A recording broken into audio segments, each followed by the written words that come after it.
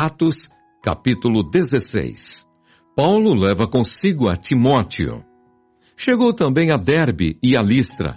Havia ali um discípulo chamado Timóteo, filho de uma judia crente, mas de pai grego. Dele davam bom testemunho os irmãos em Listra e Icônio. Quis Paulo que ele fosse em sua companhia, e por isso circuncidou-o por causa dos judeus daqueles lugares, pois todos sabiam que o seu pai era grego. Ao passar pelas cidades, entregavam aos irmãos para que as observassem, as decisões tomadas pelos apóstolos e presbíteros de Jerusalém. Assim as igrejas eram fortalecidas na fé e dia a dia aumentavam em número. A visão em Troade. E percorrendo a região frígio-gálata, tendo sido impedidos pelo Espírito Santo de pregar a palavra na Ásia, defrontando Mísia, tentavam ir para Bitínia, mas o Espírito de Jesus não o permitiu. E tendo contornado Mísia, desceram a Troade. À noite sobreveio a Paulo uma visão, na qual um varão macedônio estava em pé e lhe rogava, dizendo: passa a Macedônia e ajuda-nos.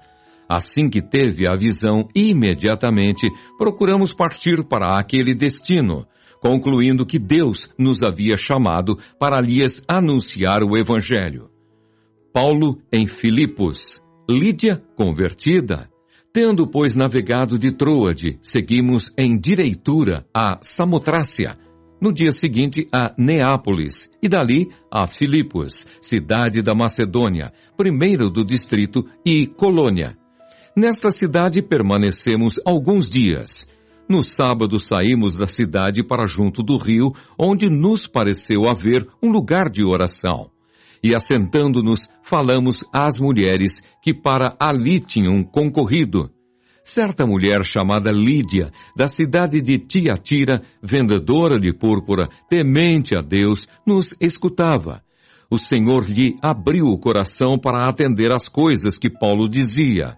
Depois de ser batizada, ela e toda a sua casa nos rogou, dizendo: se julgais que eu sou fiel ao Senhor, entrai em minha casa e aí ficai. E nos constrangeu a isso. A cura de uma jovem adivinhadora.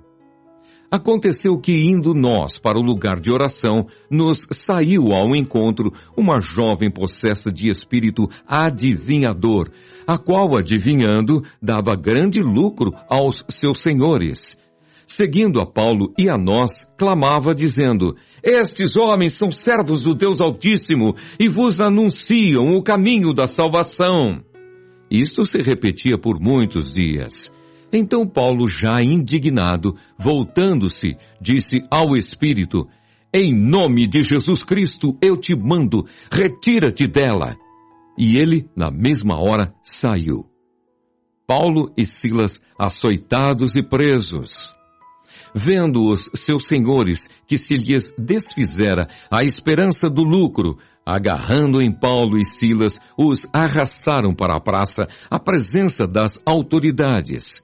E levando-os aos pretores, disseram: estes homens, sendo judeus, perturbam a nossa cidade, propagando costumes que não podemos receber nem praticar, porque somos romanos.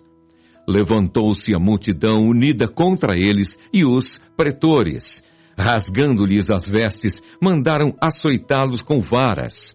E depois de lhes darem muitos açoites, os lançaram no cárcere, ordenando ao carcereiro que os guardasse com toda a segurança. Este, recebendo tal ordem, levou-os para o cárcere interior e lhes prendeu os pés no tronco. Por volta da meia-noite, Paulo e Silas oravam e cantavam louvores a Deus, e os demais companheiros de prisão escutavam. De repente sobreveio tamanho terremoto que sacudiu os alicerces da prisão. Abriram-se todas as portas e soltaram-se as cadeias de todos. A conversão do carcereiro. O carcereiro despertou do sono e, vendo abertas as portas do cárcere, puxando da espada, ia suicidar-se, supondo que os presos tivessem fugido. Mas Paulo bradou em alta voz: Não te faças nenhum mal, que todos aqui estamos. Então o carcereiro, tendo pedido uma luz, entrou precipitadamente e, trêmulo, prostrou-se diante de Paulo e Silas. Depois, trazendo-os para fora, disse: Senhores, que devo fazer para que seja salvo? Responderam-lhe: Crê no Senhor Jesus e serás salvo, tu e tua casa. E lhe pregaram a palavra de Deus e a todos os de sua casa. Naquela mesma hora da noite, cuidando deles, lavou-lhes os vergões dos açoites. A seguir, foi ele batizado e todos os seus. Então, levando-os para a sua própria casa, lhes pôs à mesa, e com todos os seus, manifestava grande alegria por terem crido em Deus. Paulo e Silas livres da prisão.